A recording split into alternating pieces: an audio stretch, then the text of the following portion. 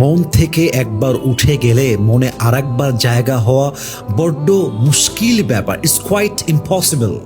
এটা একদম অসম্ভব প্রায়। মাথায় রাখবেন, মানুষ যখন মন থেকে উঠে যায়, মানুষ আসলে ভালোবাসার খাতার থেকে তার নামটাই মুছিয়ে ফেলে। মানুষ যখন মন থেকে উঠে যায়, তখন মানুষটা এত দূরের মানুষ হয়ে যায় যে কাছে থেকেও মানুষটা অনেক পরের মানুষ হয়ে যায়। ঠিক কিনা বলেন?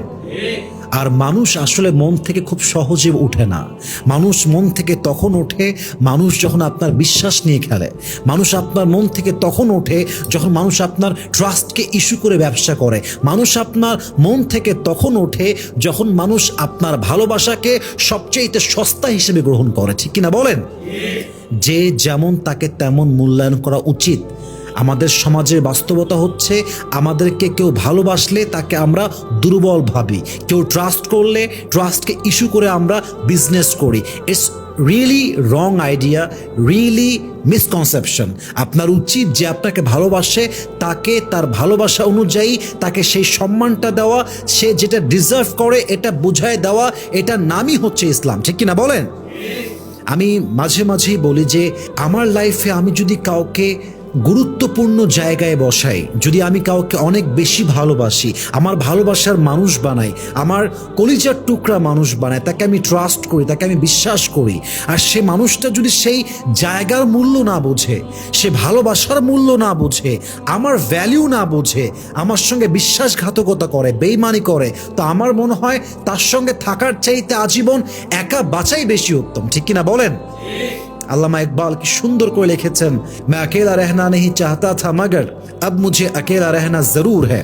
मैं अकेला रहना नहीं चाहता था मगर अब मुझे अकेला रहना ज़रूर है। गद्दार के साथ जीने से अकेला जीना बेहतर है। दिल तो हमेशा ये कहता है कि तुझे कोई ना कोई सहारा ज़रूर चाहिए।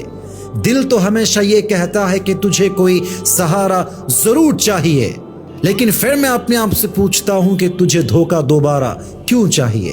আমার মনে হয় যে একজন বিশ্বাসঘাতকের সঙ্গে বাঁচার চাইতে আজীবন একা বাঁচা হাজার গুণ বেশি উত্তম। ঠিক কিনা বলেন? আর একটা কথা বলে আমি আমার এই টপিকটা শেষ করতে চাই। সেটা হচ্ছে, দেখেন, পৃথিবীতে আসলে একা কেউ বাঁচতে চায় না। Nobody in this world wants to survive alone. এই পৃথিবীতে একা কেউ থাকতে চায় না। সবাই একজন লাইফ পার্টনার চায়, সবাই একজন বিশ্বস্ত মানুষ চায়। কিন্তু মানুষ যখন দেখে যে আমার জীবন সঙ্গী, আমার ভালোবাসার মানুষ, আমার বিশ্বস্ত মানুষ, যাকে আমি সবচাইতে বেশি ভালোবেসেছি, সে একটা নিমক হারাম, সে একটা বেঈমান, সে একটা গাদ্দার, সে একটা মিথ্যাবাদী, এটা দেখার পরে মানুষ যদিও বা একা থাকতে চায় না, বাট পরিস্থিতি দেখে, মানুষের আসল রূপ দেখে মানুষ আসলে একা থাকতে বাধ্য হয়।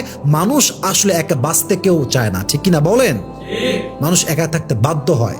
সো মেহেরবানি করে সবাইকে একটা আবদার করতে চাই, ফ্রেন্ডশিপ হতে পারে, আপনাদের কাজ হতে পারে, হাজব্যান্ড ওয়াইফ রিলেশনশিপ হতে পারে, রিলেটিভস হতে পারে, আনজিলুন নাস মানাজিলাহুম। যে যেমনটা ডিজার্ভ করে, যার অবস্থান যেমন, যে যা ডিজার্ভ করে তাকে তার প্রাপ্যটা বুঝিয়ে দেওয়া।